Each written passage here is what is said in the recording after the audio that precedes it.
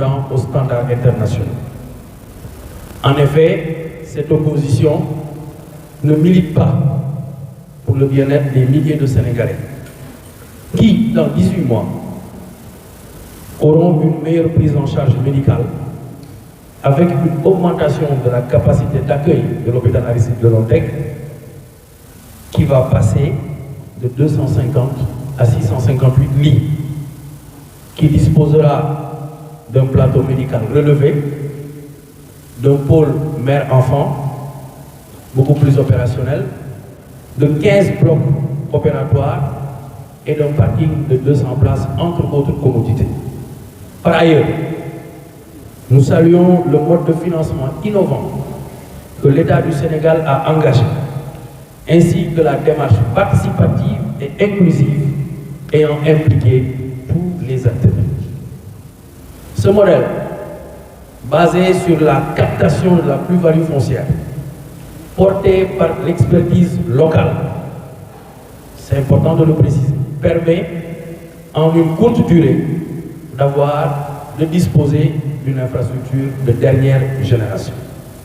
Par conséquent, nous appelons les populations à s'approprier ce projet et à soutenir l'État dans sa mise en œuvre correcte et dans les délais requis. Aussi, la Task Force républicaine se félicite également du plan de redéploiement effectif et réussi des services préalables de l'hôpital Aristide Le Dantec. Faut-il rappeler que le président de la République, depuis son accession au pouvoir, n'a ménagé aucun effort pour améliorer considérablement le système sanitaire du pays,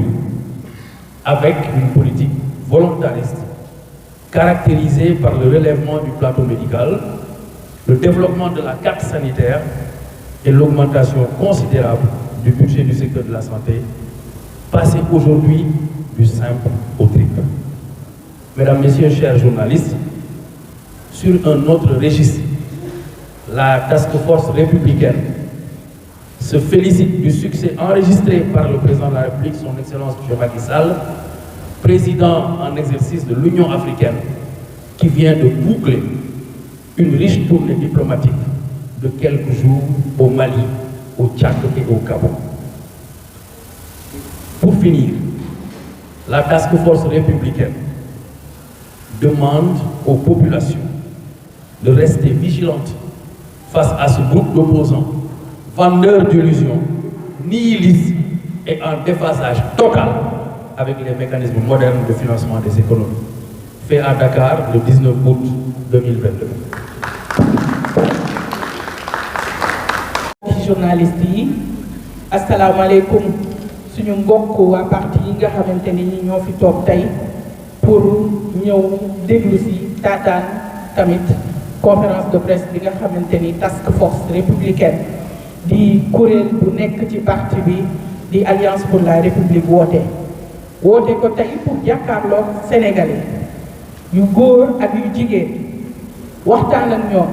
waaye leeral leen ci projet bu am solo bi nga xamante ni moom la son excellence monsieur le président Macky Sall nas ko bu sénégalais yi waaye am mbébétu eggali ko ci lum gaaw a gaaw muy projet defaraat tabaxaat sax lay wax hôpital bi ñu tuddee hôpital Aristide Le Dantec te sénégalais yi di ko gën a waxee hôpital Le Dantec mu nekk hôpital bu nga xamante ni 1910 nañ ko tabax 1910 ak léegi buñ ko xaymaa mi ngi ci téeméeri at ak fukk ak ñaar kon di ngeen mën a comprendre ni hôpital bu yàgg la waaye hôpital la boo xamante ni màgget na te Sénégal fi mu toll ci développement jàpp na ni hôpital boobu dañ ko war a defaraat ba mu méngoo ambition yi nga xamante ni nii moom la seen président Macky Sall ak réew mi am ci li ñu tuddee Sénégal émergent loolu moo tax ñu jàpp ni dafa baax ñu leeral ci kanamu opposition bi nga xamante ni nii jàpp ñu lu dul manipulation sos ak wax askan bi lu dul dëgg opposition bi nga xamante ni lu naqari askan bi neex na leen waaye opposition bi nga xamante ni jàpp nañ ni projet bu président Macky Sall yëkkati pour askan bi dañ ko war a salfaañe ndax développement réew mi ñoru leen waaye ndamu président Macky Sall ci Sénégal tamit ñoru leen loolu moo tax ñu tey ñu ne dañu ñëw leeral loolu di wax ni tamit ci seen mbir yooyu Sénégal ku nekk xam na ni président Macky Sall def na lu bare ci mbiru santé fa mu ko jëlee ak fa mu ko indi sori na bëgg ñoo tabaxal hôpital boo xamante ni ci fukki weer ak juróom-ñett moom la ko ci bëgg a def loolu bu ko waxee war nañ ko mën a gëm ndax projet yu bari tey réalisation yi tabax bi maanaam dañ ko def ci lu mu gaaw a gaaw loolu moo tax nag ñu gëm ni dina ko eggali ci date boobu ndax nag ku la jox ndékki bu la nee di nga añ war nga koo gëm te président Macky Sall jox na askan bi ndékki ñuy wax ni président Macky Sall dafa bëgg a yokk li nga xamante ne nii mooy moom la ñu tuddee capacité d'accueil maanaam hôpital bi lu muy jël ci ay nit dañ ko bëgg a gën a yokk mu jógee ci ñaar téeméer ak juróom fukk dem ci juróom benn téeméer ak juróom fukk ak juróom-ñetti lal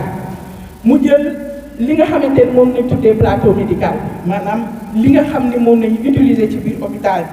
ba matériel yeeg yooyu yëpp ñu yokk ko gën koo indi ci xarala yi nga xamante ni moo gën a mucc li nga xamante ne nii moom lañ tuddee pôle mère enfant li nga xam ni moom la yaay ji di soxla ak doom ji ñu yokk ko relever ko moom tamit dolli li nga xam ni moom lañ tuddee bloc opératoire yi nga xam ni fukk ak juróom yokk li nga xamante ni mooy parking du ma ni sax yokk ndax hôpital Dantec daanaka amul woon parking boo xamante ni nag cette fois-ci dina jël lu toll ci téeméeri place loolu moo tax nag ñu ne dañuy leeralal askan bi lii nga xam ni moom le président Macky Sall am ci ambition pour defaraat hôpital Dantec lii la weesuwul lii du leneen loo xamante ni lépp luñ ciy wax wala ñu yokk ko ci ay sos la ak xalaat yoo xam ne pour na sa xelu sénégalais la te loolu task force républicaine du ko seetaan leneen li ñu bëggoon a wax mooy que ni mode de financement bi maanaam ni ñu njëg li nga xamante ni moom nañuy defaree hôpital boobu loolu ni ñu koy defee ci xaalis ak ni ñu ko monté dañ ciy kontaan bu baax a baax di ci féliciter président Macky Sall ci démarche bi nga xam ni moom la koy defee ndax daf ci impliqué Sénégalais yi mais également dafa ñi nga xamante ni ñooy doomi réew mi da leen cee defal place bu am solo donc ñooñu nañu tuddee expertise locale ñooñu président Macky Sall daf leen cee yaatal bu baax a baax ndax mbiru doomi réew mi la kon nag bu ci doomi réew yi bokkee dañuy def lu dul saluer ko kontaan ci bu baax a baax loolu tamit dafay reposer wu ci li nga xam ni moom lañ tuddee infrastructure de dernière génération muy tabax bu mucc ayib boo xamante ne nii dina méngoo bëgg-bëgg askan bi waaye dina méngoo bëgg-bëgg ñi nga xamante ni ñooy liggéey foofu te ñëwoon gis ci président Macky Sall wax ko seen mbëbët ne ko ñun kat hôpital bi ñuy liggéeyee gisatuñ ci suñu bopp hôpital bi ñuy liggéeyee malade yi gisatuñ ci seen bopp ndax màgget na te wax dëgg yàlla neexatut a liggéeyee neexatut a fajoo loolu moo tax président Macky Sall nangul leen seen demande boobu moo tax muy reconstruire li nga xamante ni mooy hôpital de Dantec loolu moo tax ñuy wax population bi ñu jël mbir mi gën koo def seen i jëf seen mbiru bopp la bu ñu nangu kenn salfaanee seen i xalaat bu ñu nangu kenn manipuler leen loolu moo tax tey ñu gën a leeral ci li nga xam ni mooy projet boobu bi nga xamante ni nii defar gi non seulement dina gaaw waaye dina baax ndax norme yëpp dina ko respecté pour que mu nekk tabax bu mucc ayib loolu moo tax TFR di wax ni kontaan nañu bu baax ci li nga xam ni